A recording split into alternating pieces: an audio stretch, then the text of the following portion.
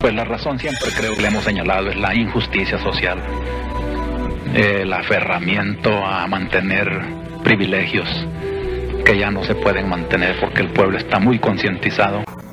Esta siempre ha sido la realidad del pueblo salvadoreño, siempre ha estado sufriendo. Lástima tener unos medios de comunicación tan vendidos a las condiciones.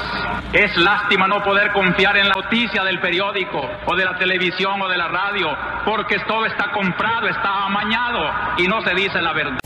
Quiero sentirme con mis queridos sacerdotes aquí presentes, que representan a todo un numeroso presbiterio donde se piensa con toda libertad dentro de ese pluralismo de ideas que la Iglesia admite, mientras esté en comunión con la doctrina y con la disciplina de la Iglesia. Quiero sentirme con ellos pues como orgulloso y compactado por esos sentimientos de fidelidad al Evangelio, y desde allí un servicio fiel al pueblo, a pesar de todas las amenazas y dificultades. Este ha sido el fruto de una semana que titulamos de identidad sacerdotal. Fue sobre la base de una encuesta que el Senado Presbiteral levantó entre todos los presbíteros en forma anónima para que fueran libres, expresar su pensamiento, su juicio acerca del obispo y acerca de la línea pastoral que se va llevando en la arquidiócesis. Y después se analizó, expertos en sociología nos dieron la interpretación sociológica de esa encuesta, expertos en teología estudiaron el aspecto teológico de esas respuestas, y expertos en pastoral sacaron también las deducciones pastorales de esa multiplicidad de opiniones. Y les digo ahora, al terminar, de nuevo me siento orgulloso de mi clero, porque con toda libertad ha aparecido allí una inmensa mayoría de acuerdo en todo, y aún la minoría que no está plenamente de acuerdo me da la confianza de que ha sido una encuesta plenamente sincera. Y yo les decía al terminar, si hubiera sido el 100% positiva, no creyera en ustedes, pero porque ha salido un porcentaje reducido de oposición, no diríamos, sino simplemente de divergencia en algunos aspectos, creo en la sinceridad de esa encuesta que avalora y le da como un espaldarazo de parte del clero y del pueblo que ellos representan a este proceder. Y les digo con confianza, queridos hermanos, sigamos adelante por donde creo que el Señor va inspirando el caminar de esta iglesia particular que es la Arquidiócesis de San Salvador, y donde florecen cosas tan bellas. Yo felicito a los sacerdotes y el gesto práctico de venir hoy a concelebrar conmigo, los que a pesar de sus deberes parroquiales han podido venir, está indicando pues de que no fue simplemente una semana de sentimentalismos o de superficialidades, sino que ha bajado a un fondo práctico de comunión y solidaridad con el arzobispo. Y ahora puedo repetir lo que ya otras veces he dicho y lo diré siempre: el que toca a un sacerdote toca al arzobispo. Tenemos entonces otro documento que viene a dar respaldo a un sentir del pueblo, a un clamor del pueblo. Al terminar la reunión de sacerdotes, teniendo en cuenta que varias entidades han pedido la amnistía la abrogación de la ley de orden público, es decir, más libertad, y teniendo en cuenta también la situación angustiosa de capturas arbitrarias, desaparecidos, secuestrados, no podíamos ser ajenos a este clamor. Por eso me alegro también que otro hecho de esta semana, la celebración del Día de la Paz, aquí el viernes en la catedral a las 7 de la noche, Monseñor Rivera, obispo de Santiago de María, que es el presidente de la Comisión Nacional de Justicia y Paz, interpretando los sentimientos de esa comisión que estuvo aquí presente, con todos los seglares que la componen, haya hecho hincapié al concluir su mensaje sobre la paz en estas peticiones que el pueblo está solicitando. Y ese aplauso con que a cada una de esas peticiones, al pronunciarlas aquí, Monseñor Rivera, el pueblo subrayó, es indicio de que no se trata de unos sacerdotes metidos en política, sino de unos sacerdotes y obispos que quieren vivir e interpretar el sentido, la angustia, el sufrimiento de este pueblo. Tomando todo eso, pues, los sacerdotes, al terminar la semana de identidad, han dirigido esta carta al señor presidente de la Asamblea Legislativa. El señor arzobispo de San Salvador, junto con su vicario general y el clero de la arquidiócesis, después de haber estado reunidos durante esta semana analizando la grave crisis actual por la que atraviesa el país y la forma como desde nuestra labor pastoral debemos colaborar a resolverla, hemos llegado a la conclusión de pedirle escuche el clamor de los familiares de los 108 desaparecidos y de 72 presos políticos y acepte la petición de amnistía general, libertad para los desaparecidos y derogación de la ley de orden público que han hecho el señor arzobispo, innumerables instituciones y organizaciones populares nacionales e internacionales en solidaridad con estas familias y en representación del sentir de nuestro pueblo. Creemos que aceptar estas peticiones, en lugar de ser un síntoma de debilidad del presente gobierno, es una muestra de su actitud de querer escuchar y encauzar legal y pacíficamente la voluntad popular.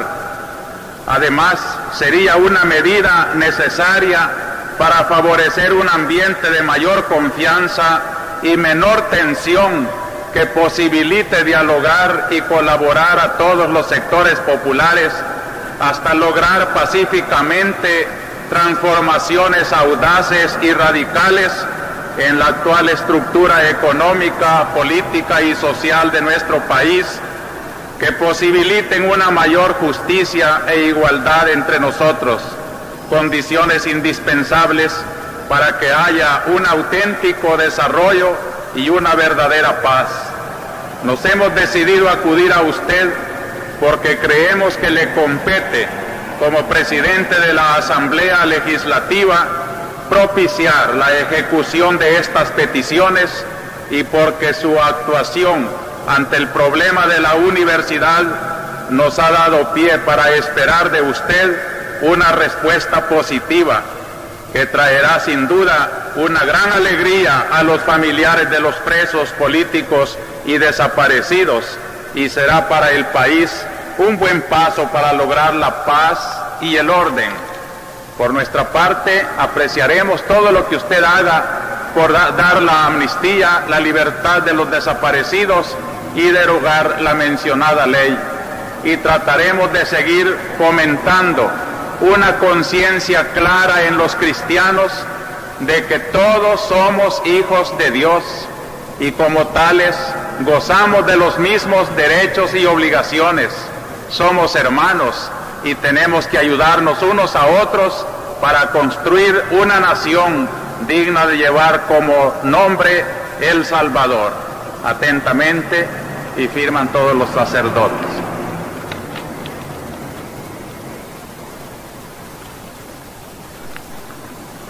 Estos gestos de nuestro presbiterio, queridos hermanos, coinciden plenamente con el mensaje de este domingo en que estamos celebrando el bautismo de nuestro Señor Jesucristo.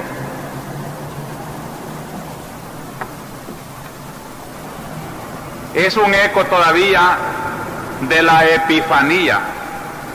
Dios ha venido y quiere darse a conocer y está presentando ante el mundo su amor salvador ofrecido a todos.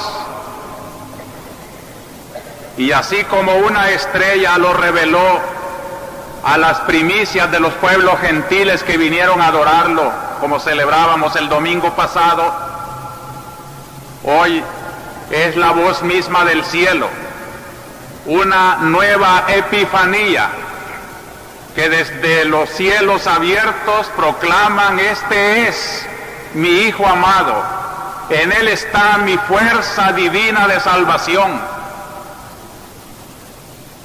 El mundo tiene que conocerlo porque solo en él hay salvación. Así que este domingo del bautismo del Señor titularíamos así nuestra homilía, y recuerden que este aspecto doctrinal evangélico es el tema central de nuestra predicación. Lo titularíamos así: el bautismo, epifanía de la realidad mesiánica. Entendemos por bautismo tanto el de Cristo como el nuestro bautismo cristiano. Y por eso divido en tres pensamientos esta idea del bautismo como epifanía, como manifestación de la realidad mesiánica en el mundo. La primera idea es esta: el bautismo es un signo sacramental. Segunda, ese bautismo, ese signo en Cristo descubre la realidad mesiánica que ya existe en él. Y tercero, ese signo sacramental, el bautismo, a nosotros los hombres nos da lo que no teníamos: participación en esa realidad mesiánica que Cristo descubre en su propio bautismo.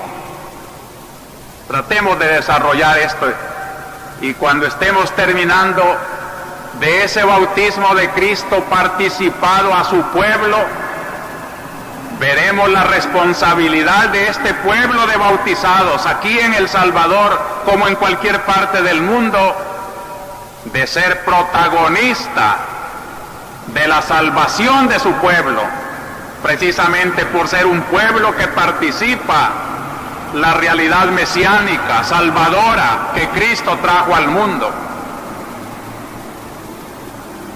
Quiero ante todo que tengamos una idea, la recordemos, porque supongo que todos como cristianos deben conocerla.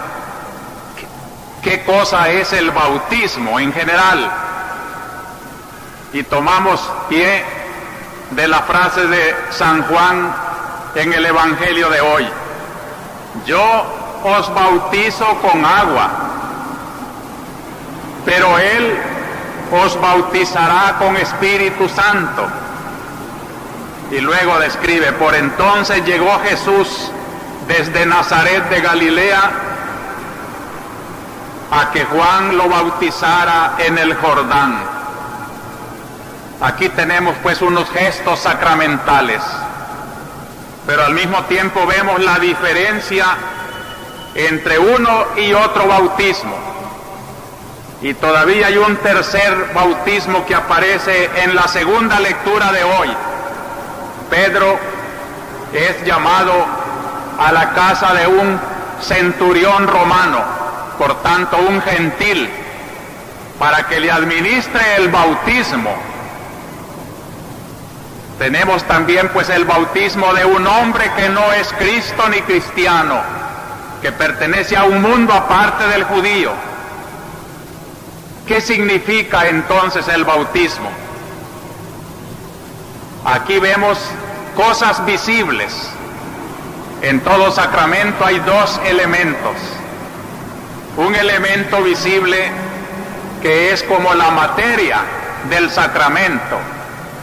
Vemos a un hombre que se acerca a otro hombre para que este hombre le eche agua en la cabeza y diga unas palabras. Vemos a otro hombre que se acerca a una familia gentil y le va a echar agua también en la cabeza. Esta es la parte material, el signo. Pero todo signo tiene que significar algo. El sacramento, si solo se recibe por su realidad visible, se torna una cosa insípida, una cosa aburrida. Y por eso para muchos los sacramentos han perdido su sabor.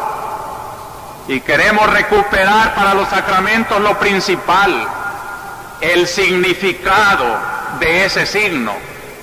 ¿De qué sirve llevar un niño a la pila bautismal de una iglesia elegante para llevar allá a los padrinos también elegantes y después ir a celebrar una fiesta donde el bautismo es lo menos que se toma en cuenta y más se tiene en cuenta la relación social?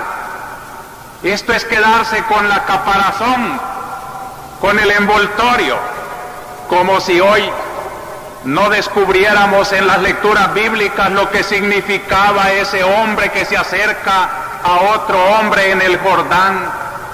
No tiene trascendencia. ¿Qué significa entonces? Miren, cada bautismo de los tres tipos que hoy aparecen son distintos, según sea el contenido, a veces del mismo signo exterior. En Juan Bautista, él dice: yo os bautizo en agua. Es un bautismo de penitencia, es un llamamiento a conversión. Yo no puedo bautizar en Espíritu Santo porque yo no poseo los dones mesiánicos. Yo preparo los caminos del Mesías. Y los que se acercaban a Juan no era como los cristianos que hoy van al bautisterio. Aquí están muy equivocados nuestros hermanos protestantes cuando dicen que hay que bautizarse como Cristo a la edad de 30 años. Se olvidan que es muy distinto el bautismo de Juan, que Cristo iba a darle un sentido más alto. El bautismo de Cristo no es el mismo bautismo de nuestros niños. El bautismo de Juan era preparación para el segundo bautismo que luego llega. Ahora sí llega Cristo. Él no era pecador, él no necesitaba bautismo. Por eso quererse comparar con Cristo y esperar la edad de Cristo para bautizarse es un acto de soberbia. Creerse inmaculado como Cristo, como si no tuviéramos necesidad de redención desde que nacemos. Cristo se acerca no por necesidad de un bautismo, sino para revelar una realidad que Él ya lleva. Y así nace el bautismo cristiano. Cuando Cristo manda a los apóstoles es a repartir, bajo el signo del agua, de las oraciones, del rito del bautismo, la riqueza mesiánica que Él va a dar. Él se acerca hoy al Jordán no como necesitado Él del bautismo, sino para darle a las aguas la fuerza de ser conductora, germen de esa vida divina que Él trae. Él se mete en las aguas del Jordán no para lavarse de sus pecados que Él no tiene. Él se puede enfrentar al mundo y decirles a todos: ¿quién me puede echar en cara un pecado? Él no tenía pecado original y por tanto no necesitaba bautismo. Él no había cometido pecados personales y por tanto no tenía necesidad de ir a golpearse el pecho con todos los pecadores que Juan absolvía con su bautismo de penitencia. Él era el santo que traía santidad a esta tierra y su bautismo es para enriquecer ese signo que todavía está vacío, que todavía solamente es una preparación, pero desde aquí en adelante sí será el bautismo que Juan ha dicho, Él os bautizará en Espíritu Santo. Miren entonces, hermanos, cómo el sacramento del bautismo lleva un signo de una realidad que nuestra fe tiene que descubrir. Por eso se está insistiendo mucho, ya que están aquí presentes los representantes de nuestro querido presbiterio, yo quiero pedir a todo el pueblo, en apoyo de los sacerdotes que están cumpliendo con su deber, que secunden las disposiciones que ya daba nuestro querido predecesor, Monseñor Chávez, que no se dé el bautismo sin cultivar la fe por medio de una catequesis, y no evadan este compromiso. Yo sé que algunos dicen nos vamos a tal parroquia porque allá no nos piden las pláticas. Ni el sacerdote que no pide pláticas, ni los fieles que van buscando una cosa más fácil, están cumpliendo el deber, y en eso están diciendo que poca fe tienen. Les interesa más la limosna del bautismo, les interesa más las relaciones sociales del signo sacramental. No es eso lo que nos interesa, aunque no nos paguen nada, ni es cobro, es una limosna, y si no la quieren dar y los pobres no tienen por qué darla, pero vayan a lo principal, a ver qué nos da el bautismo, este don mesiánico que pocos lo comprenden, y por eso tenemos un pueblo de bautizados pero sin conciencia de ese compromiso tan serio, de esa dignidad tan alta que nos dio aquel día en que nacimos como nueva criatura en la pila bautismal. Comprenden ustedes, queridos hermanos, el gesto de aquellos santos que no celebran el día de su cumpleaños, porque entonces nacimos hijos de la carne nada más, sino que celebran el día del bautismo y van el día de su bautismo como a celebrar el nacimiento en una nueva cuna, a besar la pila bautismal donde nacimos bajo el signo del agua y del Espíritu, a esta realidad que Cristo nos descubre en su bautismo. Y este es mi segundo pensamiento. ¿Qué descubre Cristo? Como les digo, Cristo no va a recibir algo que no tenía. Y en esto es falso querer esperar la edad de Cristo para ir a bautizarse. Nosotros no tenemos lo que Cristo ya tenía. Cristo va a las aguas del Jordán a una epifanía, a descubrir lo que lleva. Y por eso escuchamos el precioso evangelio de San Marcos, que toda su obsesión es como presentarnos la persona de Cristo, aunque no hable. Cristo es el mensaje eterno del Padre, y en el Jordán no habla, pero habla hacia el cielo y al Espíritu bajar hacia él como una paloma. Se oyó una voz del cielo: tú eres mi Hijo amado, mi preferido. Esta es la epifanía del bautismo de Cristo. Tú no te haces hoy hijo de Dios, tú ya eres hijo de Dios, y tu bautismo manifiesta lo que eres. También en la primera lectura, y para comprender esa frase de Dios en el Jordán, nos tendríamos que remontar a una larga historia de la que no tendríamos tiempo aquí de contar ahora. Pero Isaías, en su lectura de hoy, nos da una síntesis en un personaje histórico, Ciro, rey de Persia. Está ya presionando la libertad del cautiverio de los judíos en Babilonia. Babilonia va a caer bajo la presión de Ciro, y los pobres desterrados de Babilonia miran a Ciro como un rey que trae un poder salvador. Cuando Babilonia caiga bajo el poder de Ciro, nos dará libertad, retornaremos a Jerusalén, se levantará esta opresión. Y por eso la Biblia llama a Ciro casi un Mesías. Esa figura se transforma en una figura poética que Isaías llama el siervo de Yahvé, el siervo de Dios.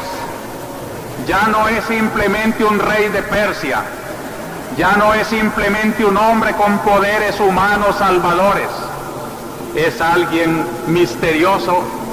Y es entonces cuando la profecía de Isaías nos ha dicho esta mañana esa mezcla de triunfo y de dolor, de grandeza y de humildad.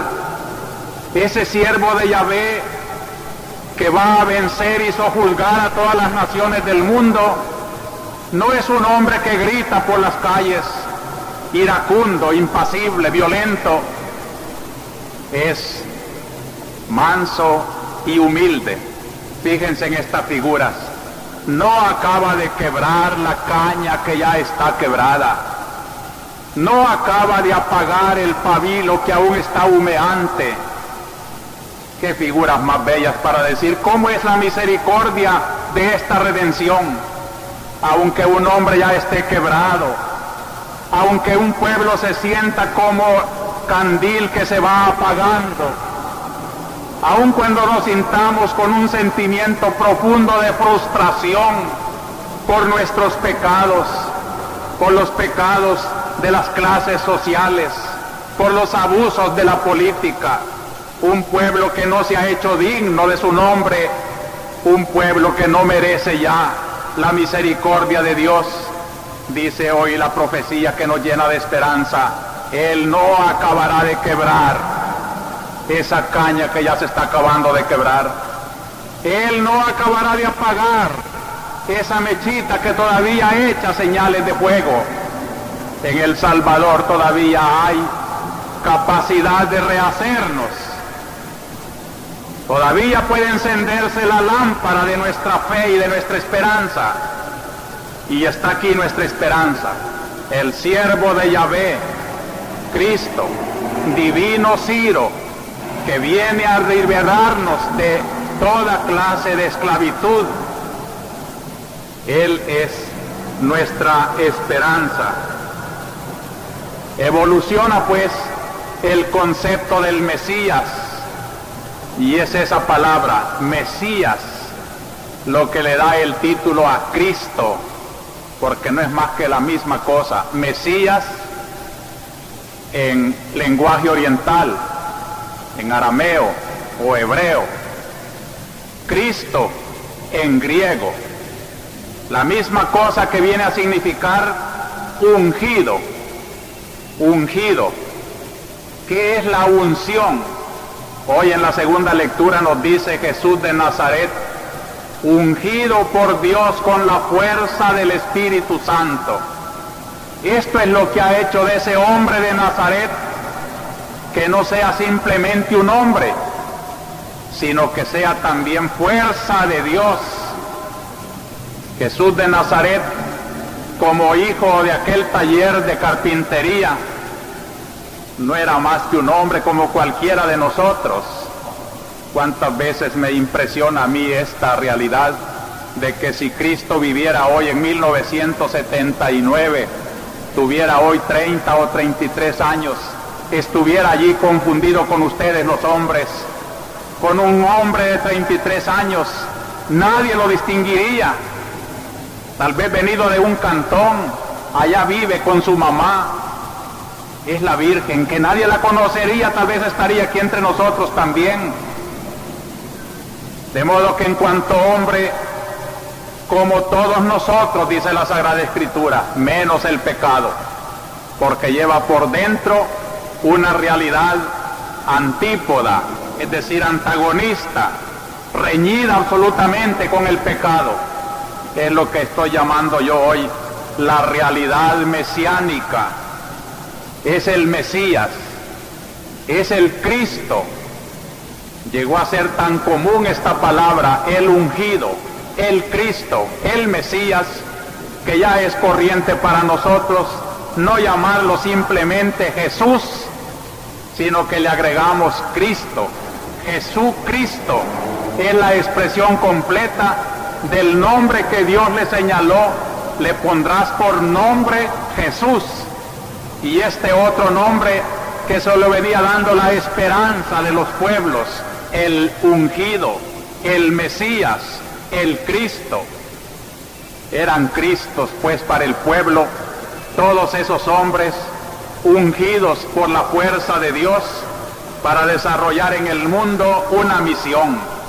Y así era como el Viejo Testamento nos presenta como ungidos a los reyes, a los sacerdotes, a los profetas, a los patriarcas, gestos simpáticos como aquel del sacerdote Samuel, que inspirado por Dios se va a una familia de Belén y Dios le va a señalar a quién debe ungir, y lleva el depósito de aceite para que cuando Dios le diga ese es el futuro rey, Samuel lo va a ungir, le va a echar aceite, y aparece el jovencito David, y a David lo unge Samuel como sacerdote, y desde aquel momento sus hermanos, que todos eran mayores que él, lo respetan como ungido, y la historia le da razón. El más grande rey de Judea, David, que va a dar también nombre al Mesías, hijo de David, porque en ese rey se caracteriza el rey salvador, el rey grande que da unidad al pueblo, el rey que eleva al pueblo a cantarle alabanzas a Dios. De ese rey Mesías desciende el Mesías rey, que es Cristo, cuyo reino no tendrá fin. Qué hermoso cuando los leprosos y los paralíticos le gritan a su paso: Jesús, hijo de David. Era decirle: Mesías, ten compasión de nosotros. Qué hermoso cuando la samaritana, sedienta ya de esa agua misteriosa, a la pregunta de Cristo si conoce al Mesías, ella le dice: sé que ha de venir. Era la esperanza, ha de venir. Yo soy, le dice Cristo. Qué epifanías más bellas cuando Cristo se presentaba así: yo soy. Yo tengo ya esos poderes anunciados por los profetas y por los reyes y por todas las figuras del Viejo Testamento. Los ungidos no eran más que figuras del Cristo, del ungido por antonomasia, del Cristo que lleva en sí la plenitud de las riquezas y de las fuerzas que Dios quiere traer al mundo para enriquecer a los hombres, para salvarlos del pecado. Por eso Cristo tiene mucho cuidado en precisar en su predicación cómo es su mesianismo, porque había muchas equivocaciones, y este momento en que Cristo hace su epifanía en medio del pueblo es muy parecido, queridos hermanos, a este momento 1979 en El Salvador. Y así como entonces había movimientos populares que buscaban en ese Mesías una salvación temporalista, política, y creían que ese Cristo anunciado era el que iba a sacudir el yugo del poder romano. había también quienes tenían el concepto verdadero del Mesías, y Cristo cultivaba este concepto verdadero. Y por eso dice, cuando lo querían hacer rey con estos ideales de mesianismo político, él se huía a la montaña, porque no era esa la salvación que él traía. La Iglesia también tiene mucho cuidado de señalar a los movimientos salvadores de hoy, lo mismo que a los afanosos de calumniar a su Iglesia, de decirle que ella está pretendiendo el poder, que está azuzando movimientos guerrilleros. Mentira. La Iglesia está predicando el mismo mesianismo de Cristo, pero ese Cristo que quiere decirle a los movimientos populares de su tiempo, no me busquen como rey temporalista, no me busquen como un rival de Poncio Pilato o de Herodes.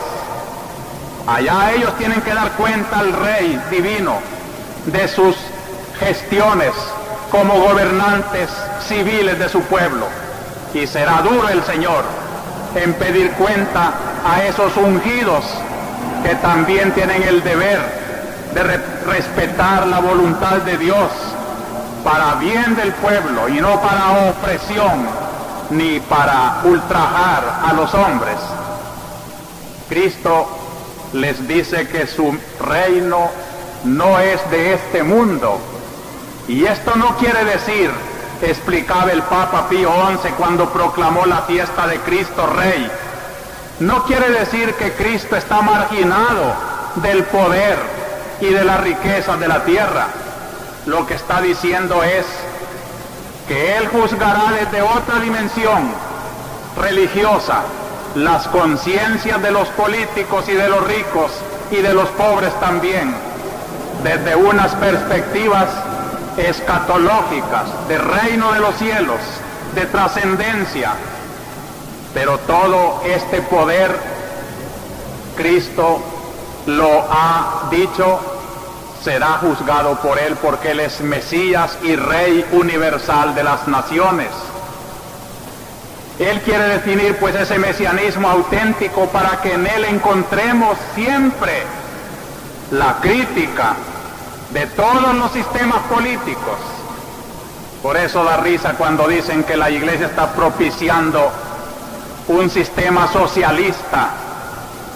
La Iglesia no se enfeuda con ningún sistema social, y supongamos que nuestra democracia se transforma mañana en socialismo, la Iglesia siempre será el juez que criticará las actitudes injustas de ese socialismo, así como anima hoy en la democracia lo bueno que tiene la democracia.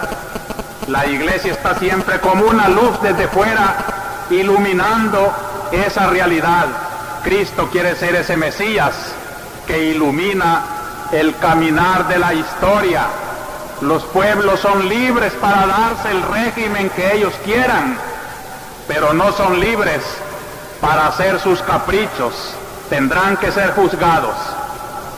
En el sistema político o social que ellos escojan, por la justicia de Dios. Y Dios es el juez de todos los sistemas sociales. Y el Evangelio, como la Iglesia, no puede ser acaparado por ningún movimiento social ni político, ninguna organización social o política puede llamarse que esta es la Iglesia y por aquí hay que ir. El cristiano es libre para sus opciones concretas, y por favor, ninguna organización política, oficial o popular se arrogue el abuso de querer llevar una comunidad de base, un grupo cristiano, solamente por su opción política. En su trabajo de evangelización, en su reflexión de grupo cristiano, respétese la libertad de cada cristiano. Si alguien quiere pertenecer a otro grupo, respétesele su opción. Si no quiere pertenecer a ninguna, respétesele su opción, que crezca en su fe, que se prepare para dar cuenta a Dios de cómo trabajó en el mundo por convertir un mundo en un mundo mejor. Esto sí nos pedirá cuenta el Señor. Por eso decíamos en nuestra carta pastoral que un cristiano puesto en una organización política popular tiene que hacer prevalecer ante todos los criterios de su fe. Y si en un momento dado hay conflicto entre su fe cristiana y la organización, que se decida, o solo político con la organización, o siempre cristiano, con o sin la organización. Por eso finalmente, queridos hermanos, este Cristo que nos presenta una realidad mesiánica, que la podíamos concretar en esas tres categorías que dije antes de los ungidos: profetas, sacerdote, rey. Eso es Cristo. Esa es la realidad mesiánica de Cristo. Verdadero sacerdote, el único sacerdote. Todos nosotros, obispos y sacerdotes, no somos más que pequeñas epifanías, manifestaciones del único sacerdote que consagra el mundo a Dios, Cristo, eterno sacerdote. Él es profeta. Profeta quiere decir el que habla en nombre de otro. Mi doctrina no es mía, sino de aquel que me ha enviado. Y nosotros predicando en nuestros púlpitos, con nuestra limitación, con nuestras deficiencias, no somos más que pequeños ecos del gran profeta que es Cristo nuestro Señor.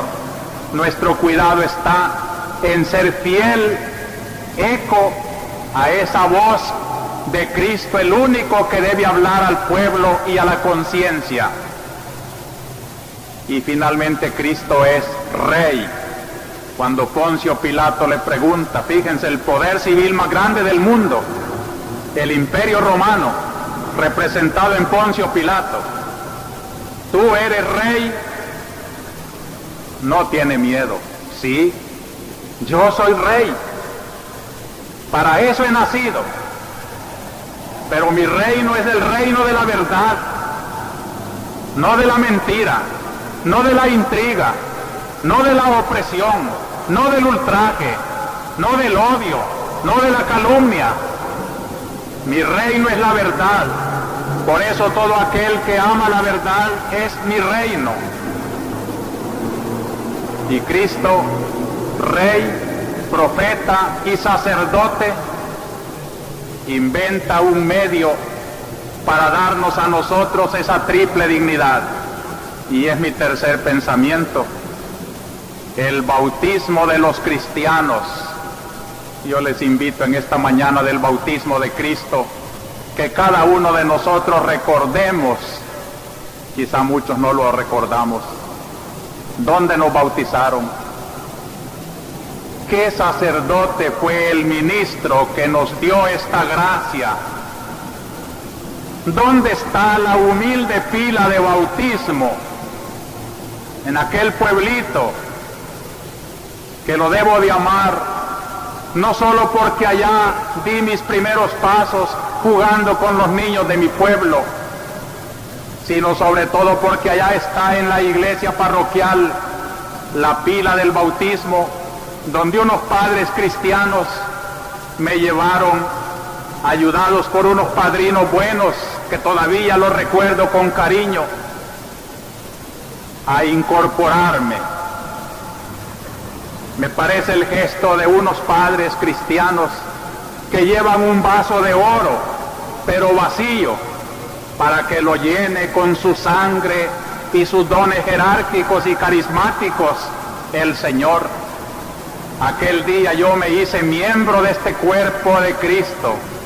Aquel día se hicieron mías las riquezas mesiánicas del Salvador. Desde aquel día yo soy miembro del pueblo de Dios. Es hermoso cómo San Pedro comenta hoy en la segunda lectura el episodio del bautismo de una familia que era pagana. Lean ustedes íntegro el libro de los Hechos de los Apóstoles en el capítulo que hoy hemos leído y encontrarán cómo está Dios visible en esta historia. Pedro está orando en una terraza de Jope y allá lejos junto al mar de Galilea, en Cafarnaúm, un centurión también ora a su modo porque es pagano, pertenece al ejército romano, y le dice la inspiración del centurión que mande llamar a Pedro, que en ese momento está en oración, y a Pedro le dice: vendrán a llevarte, vete. Y se hace aquel encuentro por inspiración de Dios. Una familia pagana que quiere recibir el bautismo cristiano, que quiere recibir esta riqueza mesiánica. Y Pedro comenta en el discurso de hoy, precisamente hablándole a esa familia, miren cómo había homilía antes del bautismo, cómo había preparación para el bautismo. ¿De qué le hubiera servido al centurión que Pedro echara el agua sobre la cabeza de sus niños y de su esposa y de su gente, si no le hubiera explicado para qué? Esa charla prebautismal es la que nos ofrece la segunda lectura de hoy. Pedro le dice: he comprendido que Dios no es aceptador de personas, que para Él los hombres de cualquier pueblo y civilización, con tal que obren la justicia y lo busquen con sinceridad, lo encontrarán. Y por eso, en el nombre de ese Dios que tú sientes que te llama, yo voy a incorporarte a ti con toda tu familia a este nuevo pueblo de Dios. Ya no serás pagano, porque ya no hay diferencia entre pagano y judío. Solamente hay una diferencia: tener fe y bautizarse, y no tener fe y quedarse afuera del pueblo de Dios. En este ejemplo vemos la realidad del bautismo. Y cuando Juan Bautista, hablando de Cristo que pide el bautismo, les dice a sus penitentes: yo os bautizo con agua, pero ahora viene el que os va a bautizar en Espíritu Santo, está declarando la función del bautismo cristiano. El bautismo cristiano nos hace partícipes de esa unción de Cristo. Cristo fue ungido no en el Jordán, sino en el mismo instante de su concepción, en las entrañas de María Santísima. Por eso el ángel, cuando le dice a María que va a concebir un ser misterioso, le dice: lo santo que nacerá de ti será llamado Hijo de Dios, porque el Espíritu Santo es el que ha operado ese milagro de hacerte madre, dejándote virgen, y que el producto de tus entrañas no sea simplemente un hombre, sino un ungido, un rey celestial, en envoltura de carne humana, el Mesías. Ahora por eso la Iglesia se compara con María, porque así como María da a luz a un hombre que es al mismo tiempo un Dios, nuestra Madre Iglesia, siempre fecunda, da a luz en el bautismo.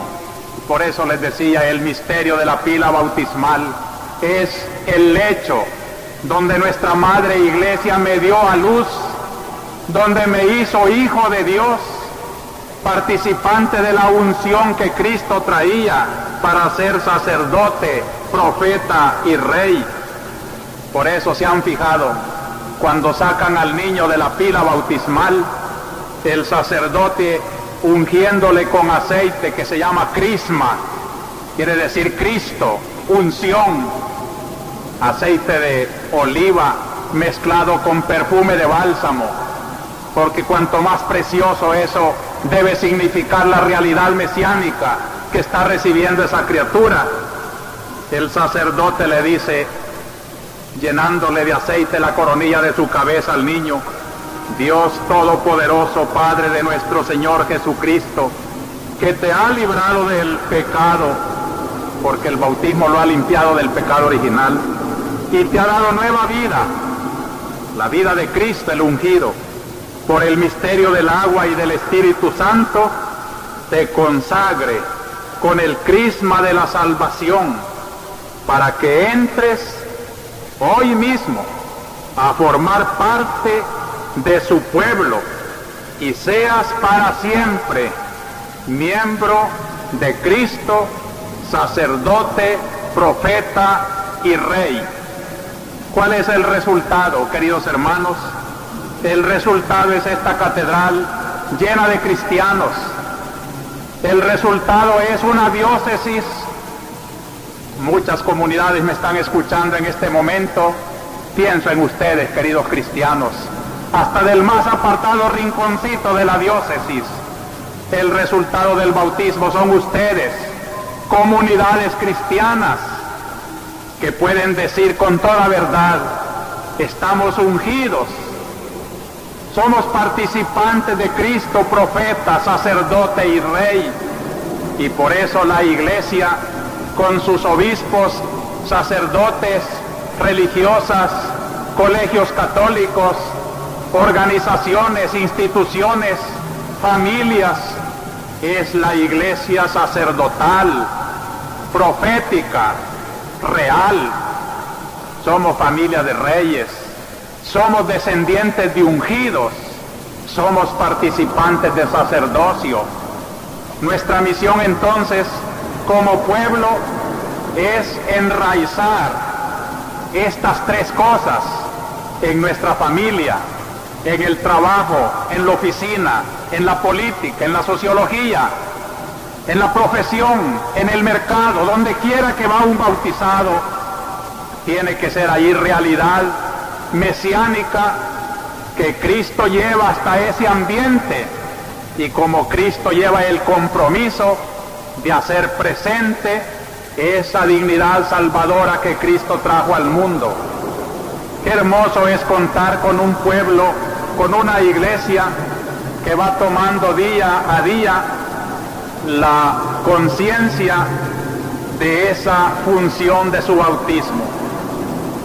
Por eso, queridos hermanos, es aquí donde, sintiéndonos pueblo de Dios, pueblo de ungidos, pueblo de sacerdotes, miramos en este día a Cristo, el bautizado que no tenía necesidad de bautismo, pero para darnos el principio de un bautismo que todos nosotros íbamos a necesitar para incorporarnos a Él, que es la cabeza, y como miembros que van naciendo en la historia y en la geografía, llevando la presencia, la vida, la circulación, el mensaje, la valentía con que Él predicó el reino de Dios y denunció las injusticias.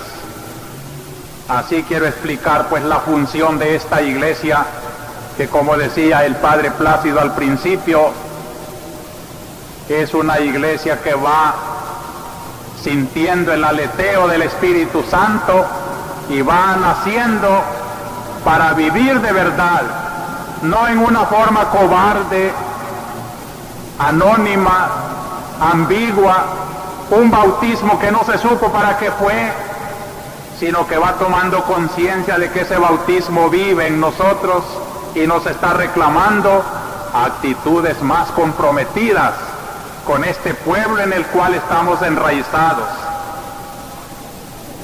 Esta iglesia pues trata de ser fiel a su mensaje, y por eso quiero anunciarles desde ahora que en ese esfuerzo por unidad se va a celebrar en nuestra arquidiócesis la Semana de la Unidad, que se está preparando por protestantes y católicos y que tendrá lugar del 18 al 25 de enero.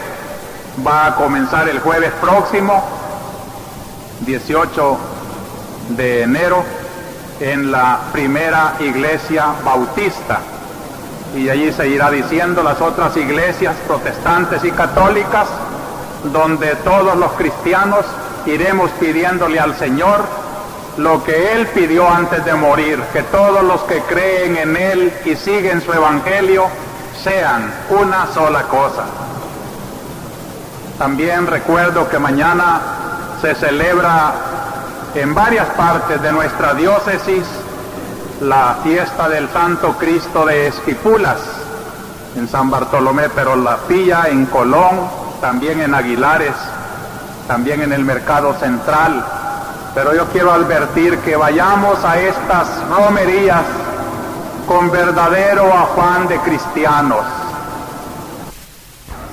Solamente a Cristo se le ama y se le sigue en espíritu y en verdad, como el bautismo que nos ha comprometido con Él.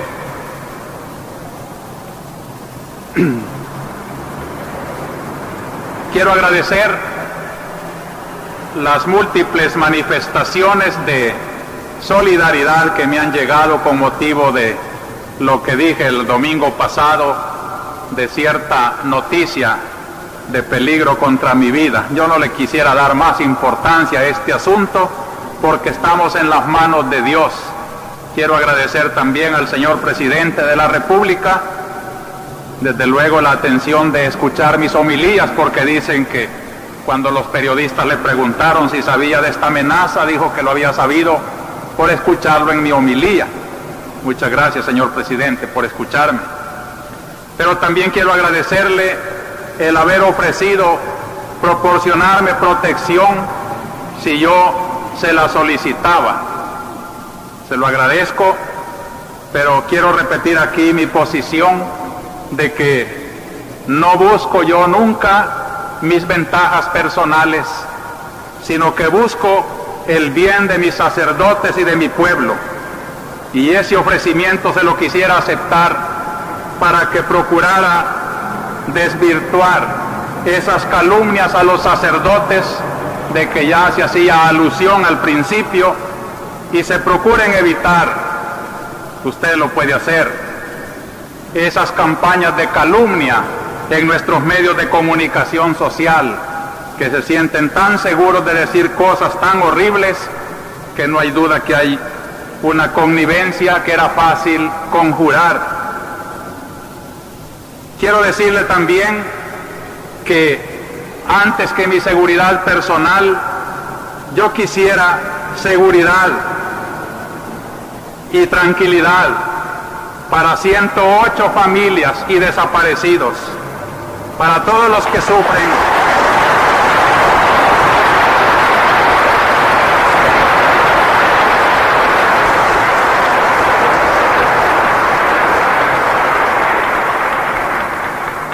Un bienestar personal, una seguridad de mi vida no me interesa mientras mirara en mi pueblo un sistema económico, social y político que tiende cada vez más a abrir esas diferencias sociales. Lo que yo quisiera del Supremo Gobierno era un esfuerzo por garantizar esa verdadera paz que todos anhelamos, pero que no se puede conseguir con represiones y con atropellos, sino con la justicia social, que es lo que más nos surge entre nosotros. Quisiera decirle que en su aclaración hay algo que me preocupa cuando dice,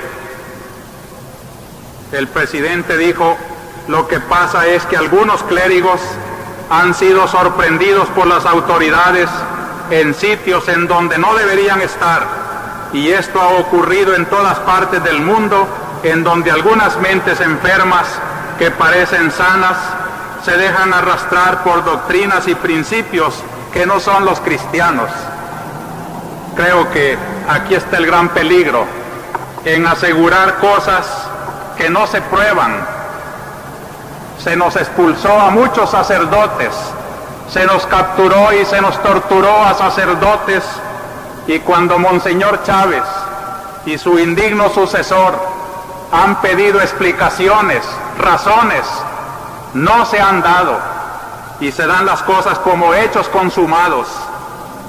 El caso más ambiguo podía ser el de nuestro querido hermano el padre Neto Barrera, pero de él tampoco podemos hacer nada más que lo que hicimos, delatar que si los cuerpos de seguridad asesinaron al único testigo que podía dar fe y explicación del problema, ¿cómo vamos a hacer nosotros para asegurar que es verdad o mentira lo que el señor presidente dice, acusando a los clérigos de estar en lugares donde no debían estar?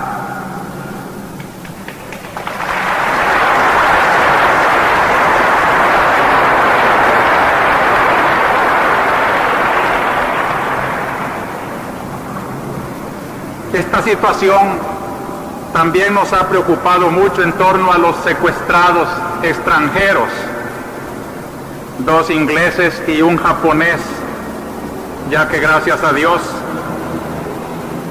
tuvimos información que el doctor Bonilla ha sido puesto en libertad. Hemos dado gracias a Dios y nos unimos a la alegría de su familia. En cambio, la Comisión de Derechos Humanos, en la cual me incorporaron para esta mediación, ha estado tratando con interés humano esta dolorosa situación de los secuestrados. Y yo aprovecho para hacer un nuevo llamamiento a fin de que llegue pronto la libertad a estos pobres hermanos secuestrados. La Cámara de Comercio pide también un ambiente de seguridad y calma, pues el empresario, dicen, sufre una serie de presiones de diversa índole.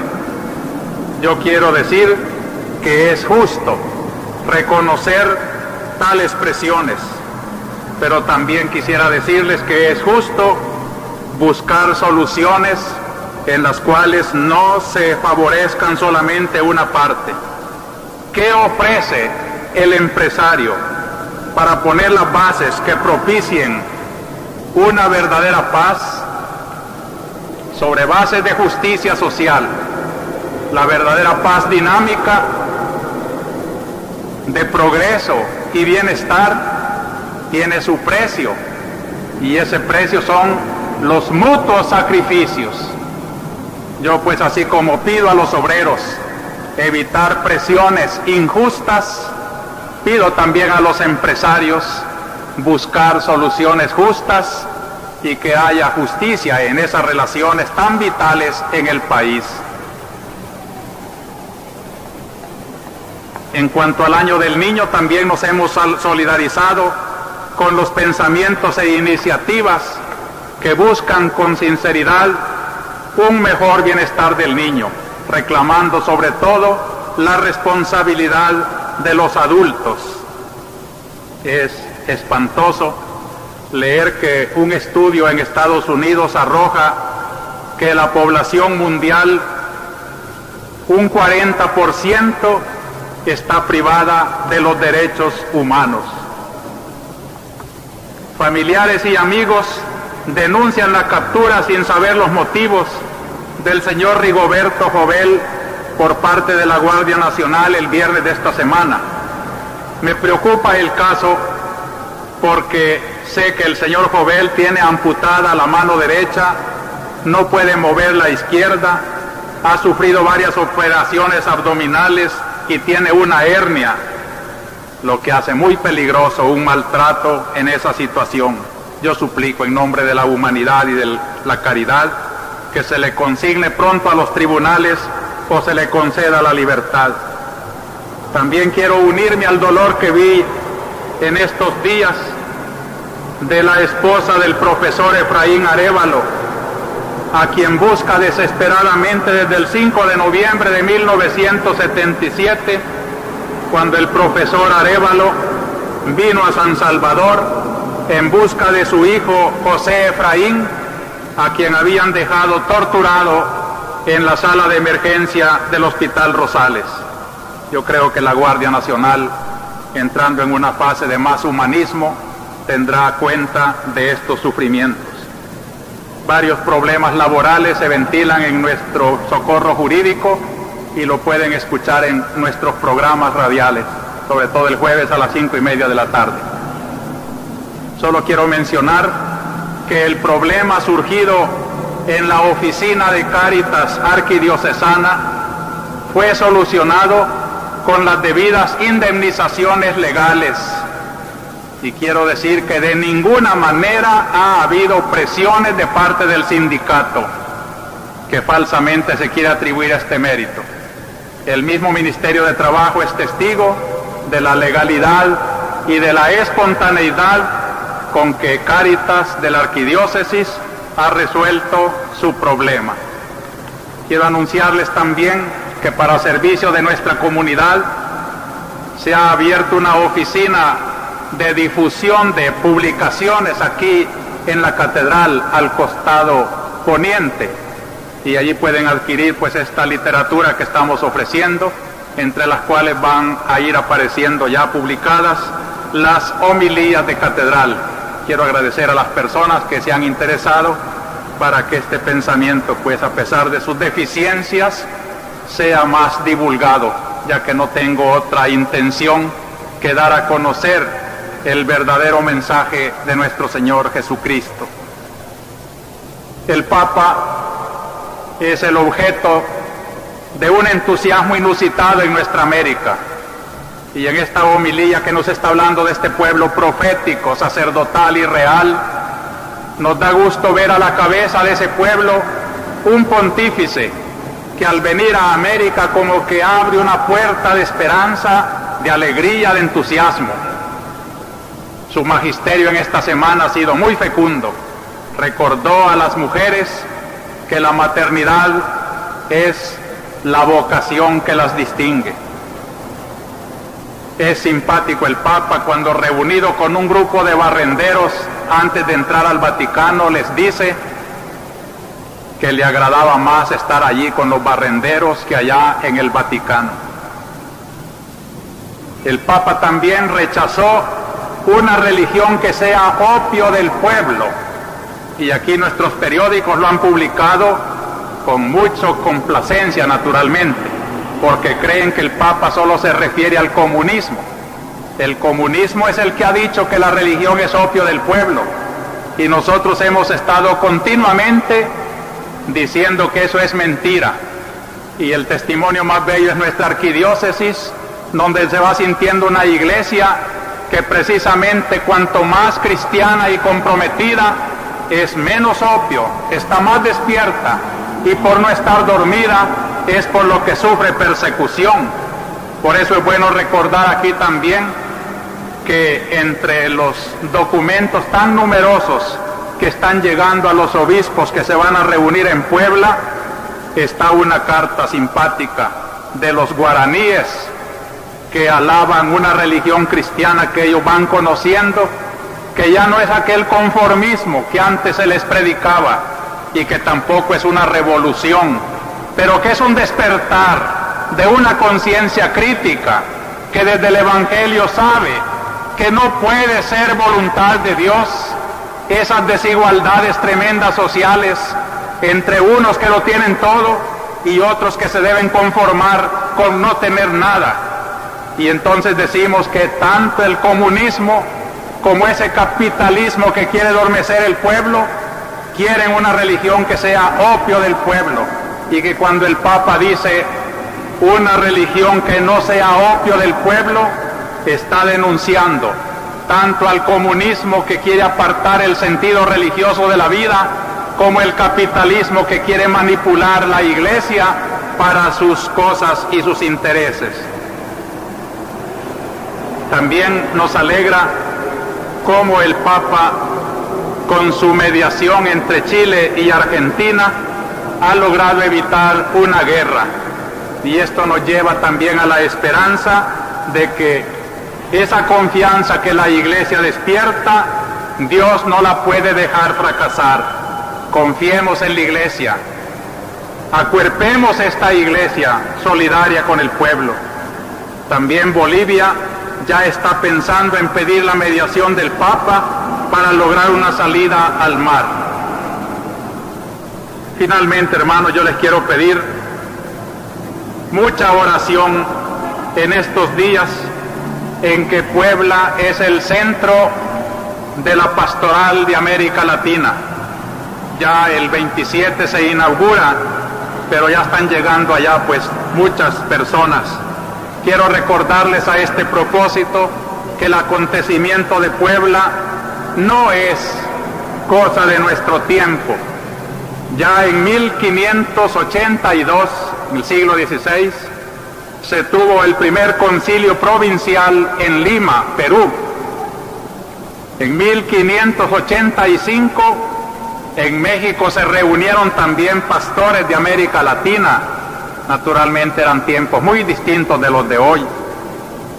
Pero ya en nuestro tiempo, el Papa León XIII, a fines del siglo pasado, llamó a todos los obispos de América Latina a Roma para celebrar el primer concilio plenario de América Latina, para transmitirles la doctrina y la disciplina del Concilio Vaticano I, que se celebró en el Vaticano en 1870.